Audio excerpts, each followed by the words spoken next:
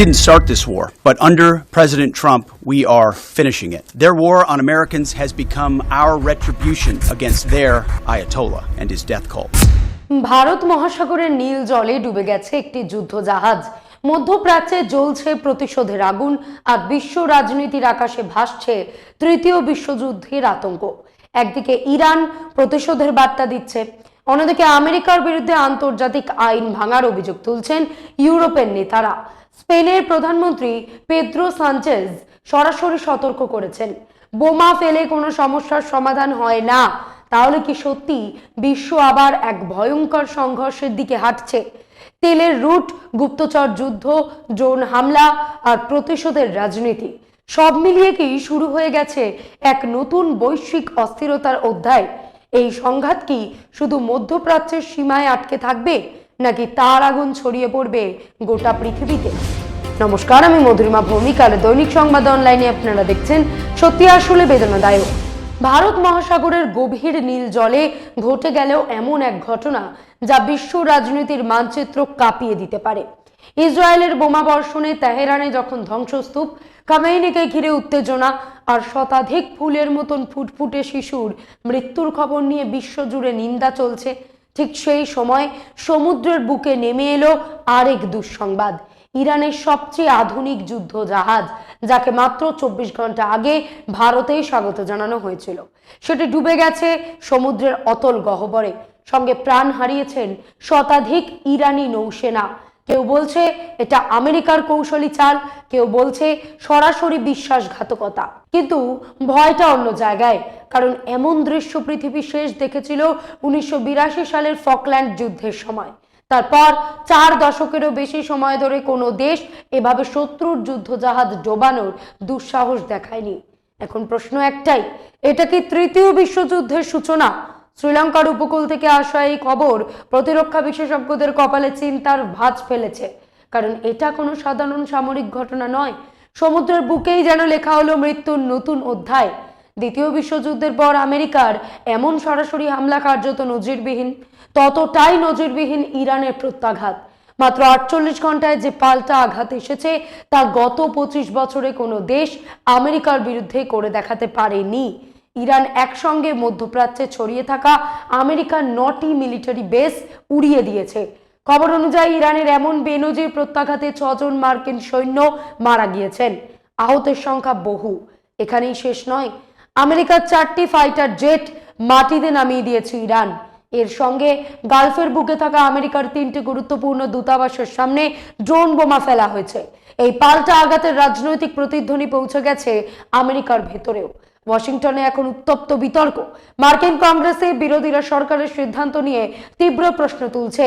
এমনকি ক্ষমতাসীন দলের মধ্যেও মতভেদ দেখা যাচ্ছে।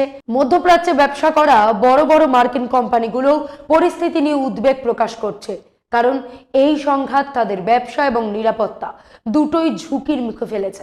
এইসবের পাশাপাশি সামনে আসছে আরেকটি চাঞ্চল্যকর দাবি। খবর অনুযায়ী ইরান নাকি সরাসরি হামলা চালিয়েছে আমেরিকার অন্যতম শক্তিশালী গোয়েন্দা সংস্থা সিআইএ, সেন্ট্রাল ইন্টেলিজেন্স এজেন্সির একটি গোপন ঘাঁটিতে। দ্য ওয়াশিংটন পোস্টের প্রতিবেদনে বলা হয়েছে, সৌদি আরবের রাজধানী রিয়াদে অবস্থিত একটি সিআইএ স্টেশনে ড্রোন হামলা হয়েছে। যদি এই তথ্য সত্যি হয়, তাহলে বিষয়টি শুধু সামরিক সংঘাত নয়, গোয়েন্দা যুদ্ধের ক্ষেত্রেও এক বড় ধাক্কা।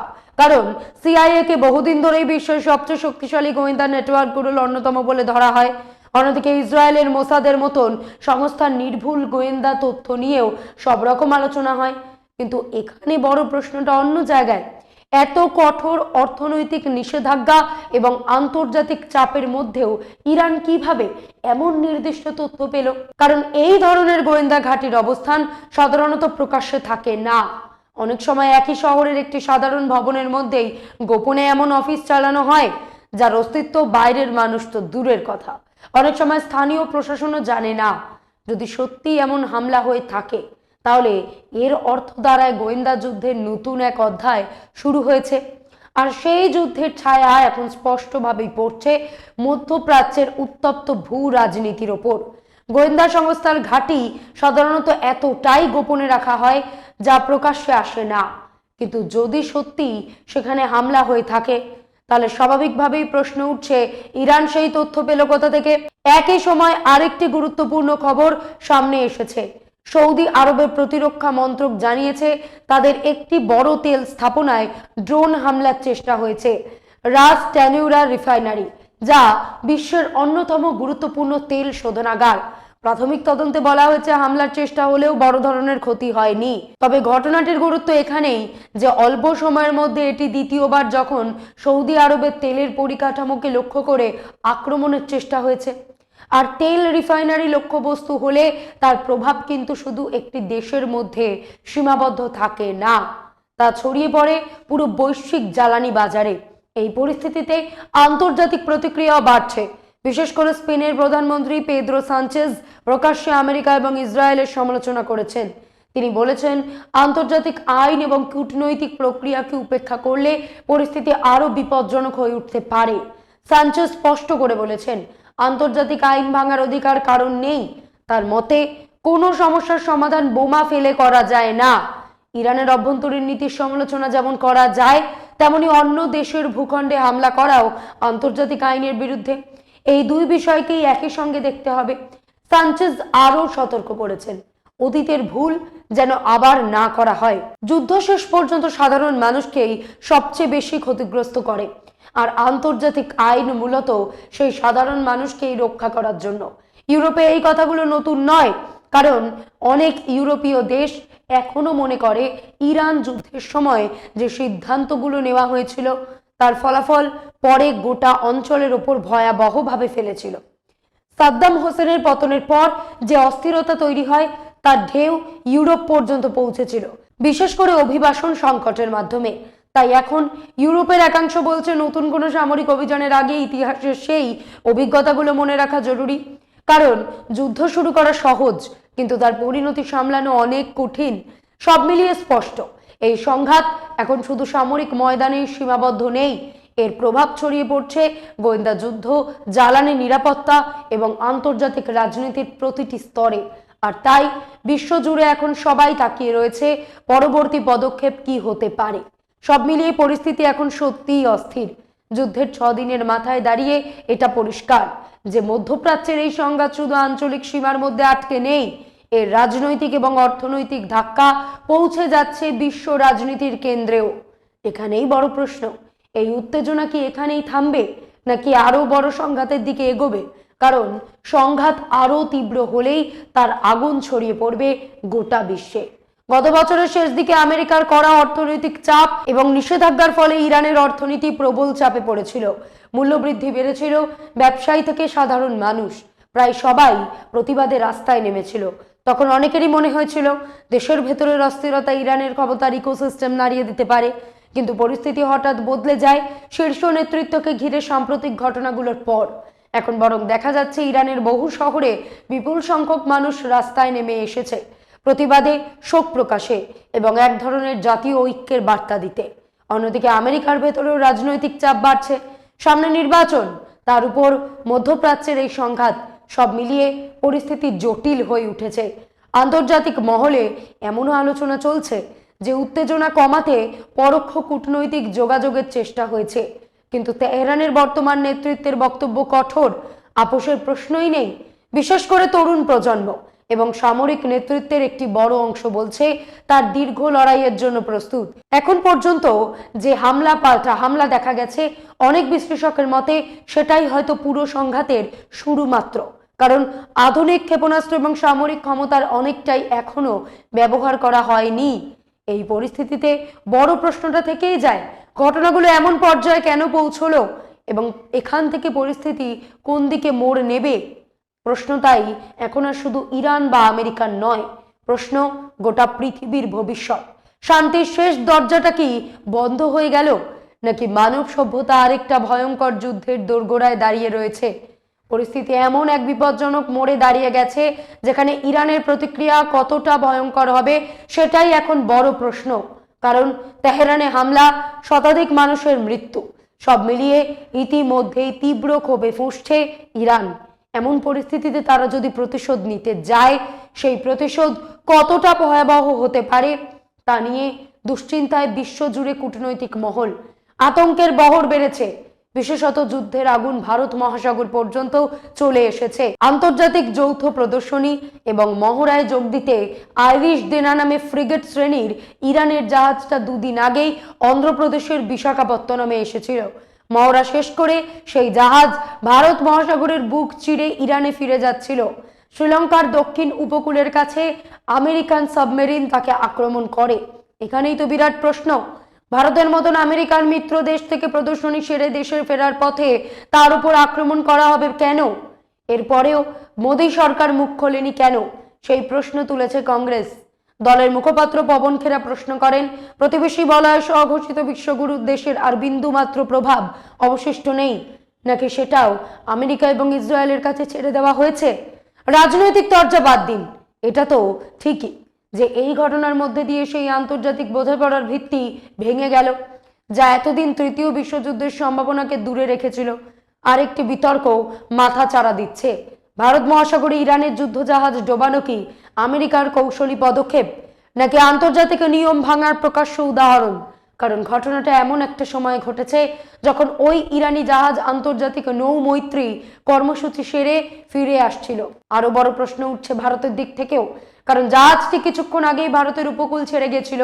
একদিকে আতিথেয়তা, বিদায়, কূটনৈতিক সৌজন্য, আর তার কিছুক্ষণের মধ্যেই সমুদ্রে মারণ হামলা। ফলে অনেকের মনে প্রশ্ন, এই সময় আর স্থান কি ইচ্ছে করেই বেছে নেওয়া হয়েছে? সবচেয়ে বড় আশঙ্কা এখন ভারত মহাসাগরকে ঘিরে। এতদিন বিশ্বের সবচেয়ে নিরাপদ বাণিজ্য পথগুলোর একটি ছিল এই সমুদ্র পথ, কিন্তু সাম্প্রতিক এই হামলার পর পরিস্থিতি বদলে যেতে পারে। বিশেষ করে যদি ইরান প্রতিশোধ হিসেবে হরমুজ প্রণালী বন্ধ করে দেয়, তাহলে বিশ্বজুড়ে তেলের সরবরাহ মারাত্মকভাবে ব্যাহত হবে। তার সরাসরি প্রভাব পড়বে সাধারণ মানুষের জীবনেও। জ্বালানির দাম লাগাম ছাড়া হয়ে উঠতে পারে। পেট্রোল ডিজেলের দাম কয়েক গুণ বেড়ে যাওয়ার আশঙ্কা উড়িয়ে দেওয়া যাচ্ছে না। একই সঙ্গে প্রাকৃতিক গ্যাসের যোগানেও ভয়ঙ্কর টান পড়বে। হরমুজ প্রণালী বন্ধ হয়ে গেলে আমার আপনার হেসেলে রান্নার গ্যাসের দাম কত হবে কল্পনা করতে পারছেন? এইসবের চেয়েও বড় আশঙ্কা হচ্ছে সংঘাত যদি আরো বাড়ে, আর যদি এতে রাশিয়া বা চীন জড়িয়ে পড়ে, তাহলে পরিস্থিতি পারমাণবিক সংঘাতের দিকেও গড়াতে পারে। তাই প্রশ্নটা এখন শুধু প্রতিশোধের নয়, প্রশ্ন হলো এই সংঘাত কি সত্যি বিশ্বকে এমন এক যুদ্ধের দিকে ঠেলে দিচ্ছে যার পরিণতি হতে পারে গোটা মানব সভ্যতার জন্য ভয়াবহ। ইরান আজ এমন এক মোড়ে দাঁড়িয়ে যেখানে হারানোর মতন জিনিস ধীরে ধীরে কমে আসছে। শীর্ষ নেতৃত্বের মৃত্যু, স্কুলে হামলায় 160টি ফুটফুটে বাচ্চা মেয়ের মৃত্যু, সব মিলিয়ে তেহরানের চোখে এখন প্রতিশোধের আগুন। এমন পরিস্থিতিতে যদি একবারও ভুল বোতাম চাপা পড়ে, বিশ্ব রাজনীতি মুহূর্তে তৃতীয় বিশ্বযুদ্ধের দোরগোড়ায় পৌঁছে যেতে পারে। বিশ্ব রাজনীতির এই অস্থির মুহূর্তে দাঁড়িয়ে মনে হচ্ছে কূটনীতির যুগ কি শেষের দিকে, নাকি পৃথিবী ধীরে ধীরে এমন এক শক্তির রাজনীতির দিকে এগোচ্ছে যেখানে আন্তর্জাতিক নিয়ম কানুন কিছু না, শক্তি শেষ কথা বলবে। ইরানি জাহাজে মার্কিন হামলার মধ্যে শুধু সামরিক কৌশলই নয়, শক্তি স্পষ্ট বার্তাও লুকিয়ে রয়েছে। যেন বলা হচ্ছে, কোথাও যত বড় কূটনৈতিক স্বাগত হোক, সমুদ্রের গভীরে থাকা আমেরিকার নীরব অস্ত্রের নাগাল থেকে কেউ নিরাপদ নয়। পৃথিবীর 3 ভাগই তো সমুদ্র, ফলে সমুদ্রে দখল কায়েম করা মানে পৃথিবীর দখল কায়েম করা। আমেরিকাকে সেই ভয়ঙ্কর বার্তাটাই ছড়িয়ে দিতে চাইছে। ভারতের খুব কাছে শ্রীলঙ্কার উপকূলের কাছে এই হামলার হওয়ার প্রশ্ন উঠছে। এটা কি কেবল সামরিক অভিযান, নাকি ভারত মহাসাগরে ভারতের বাড়তে থাকা প্রভাবের প্রতিও এক ধরনের বার্তা? প্রযুক্তিগত দিক থেকেও ঘটনাটি ভয়াবহভাবে নিখুঁত। রিপোর্ট বলছে সমুদ্রের গভীর থেকে একটি অত্যাধুনিক সাবমেরিন নীরবে সেই যুদ্ধ জাহাজকে অনুসরণ করছিল। তারপর হঠাৎই ছোড়া হয় টর্পেডো, এমন এক অস্ত্র যা লক্ষ্যবস্তুকে পাল্টা প্রতিক্রিয়ার সুযোগই দেয় না। মাত্র কয়েক সেকেন্ডে শেষ হয়ে যায় শতাধিক মানুষের জীবন। 1982 সালের পর এই ধরনের ঘটনা প্রায় দেখা যায়নি। ফলে অনেক বিশেষজ্ঞ বলছেন এই হামলা শুধু একটি জাহাজ ডুবিয়ে দেওয়া নয়, সমুদ্র যুদ্ধের কৌশলই যেন নতুন করে লিখে দিল। ইংরেজিতে একটা চালু প্রবাদ আছে, all is fair in love and war. তাই যুদ্ধে নাকি সবই বৈধ। কিন্তু প্রশ্নটা এখানে, বন্ধুত্বের মিশনে এসে ফিরে যাওয়া একটি যুদ্ধ জাহাজকে মাঝ সমুদ্রে ডুবিয়ে দেওয়া কতটা বৈধ? শ্রীলঙ্কার উপকূলের কাছে যে দৃশ্য দেখা গেছে তা শিউরে ওঠার মতন।